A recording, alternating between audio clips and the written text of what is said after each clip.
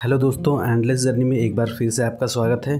दोस्तों, इस समय हम आ रहे हैं चित्रकूट के हनुमान धारा से हनुमान जी का दर्शन करके वापस पहाड़ से नीचे की तरफ। तो दोस्तों, यह जो पहाड़ पर जो गाड़ियों का जो सफ़र है लगभग 6-7 किलोमीटर लंबा होता है और इस दौरान हम लोग दर्शन करके पहाड़ से नीचे आ रहे थे। यह जो पथरीला रास्ता है लगभग 1-2 किलोमीटर लंबा है और अच्छी खासी गाड़ी की मरम्मत हो जाती है यहाँ पर। और इसके अलावा फिर कुछ दूर आने के बाद यह जंगली रास्ता मिल जाता है और जो कि अच्छी खासी कंडीशन में है। इसके बाद फिर और भी अच्छा रास्ता मिल जाता है।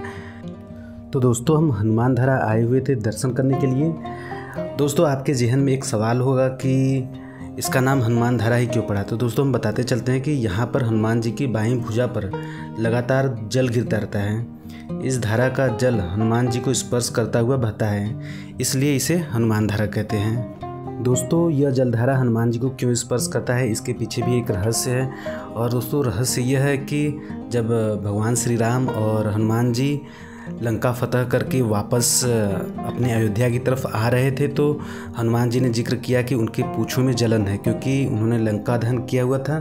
तो भगवान श्री राम ने एक धनुष के माध्यम से वहाँ पर पहाड़ पर प्रहार किया, जिसका एक जल का धारा निकला और उसी धारा में बैठकर हनुमान जी ने अपनी पूँछों की जलन को दूर किया। दोस्तों, चित्रकूट हनुमान धारा की क्या है मान्यता। चित्रकूट भगवान श्री राम की तपोस्थली है। पूरी दुनिया में धर्म और आस्था की नगरी चित्रकूट का खास महत्व है। ऐसी मान्यता है कि भगवान श्री राम ने अपने 14 वर्ष के वनवास के दौरान 11 साल चित्रकूट में बिताए थे। दोस्तों, यह मंदिर मध्य प्रदेश के सतना जिले में स्थित है और बेहद ही खूबसूरत वादियों से घिरा हुआ यह जगह है। और पूरी जो चित्रकूट है वह बेहद ही खूबसूरत है। इसका कुछ हिस्सा यूपी और कुछ हिस्सा मध्य प्रदेश से सटा हुआ है। और दोस्तों, इस मंदिर तक पहुंचने के लिए आपको सीढ़ियों के माध्यम से लगभग 360 सीढ़ियां चढ़नी होंगी। और हनुमान जयंती या फिर मंगलवार के दिन यहाँ पर दर्शनार्थियों का तांता लगा रहता है। इसके अलावा दोस्तों, आप यहाँ पर रोपवे के माध्यम से भी आ सकते हैं। अगर आप सीढ़ी से नहीं आना चाहते तो आप रोपवे से भी आ सकते हैं। और इसके अलावा हम लोग बाई रोड जा ही रहे हैं। आप देख सकते हैं कितना खूबसूरत रास्ता है, बाई रोड भी आप आ सकते हैं। दोस्तों, हम बात करते हैं कि चित्रकूट धाम तक कैसे पहुँचा जाए। तो दोस्तों, अगर आप हवाई जहाज़ से आना चाहते हैं तो सबसे नज़दीकी एयरपोर्ट प्रयागराज है और उसके बाद लगभग 250 किलोमीटर दूर बनारस है। और इसके अलावा अगर आप रेल मार्ग से आते हैं तो सबसे नज़दीकी रेलवे स्टेशन करवी है, जो कि 8 किलोमीटर दूर है।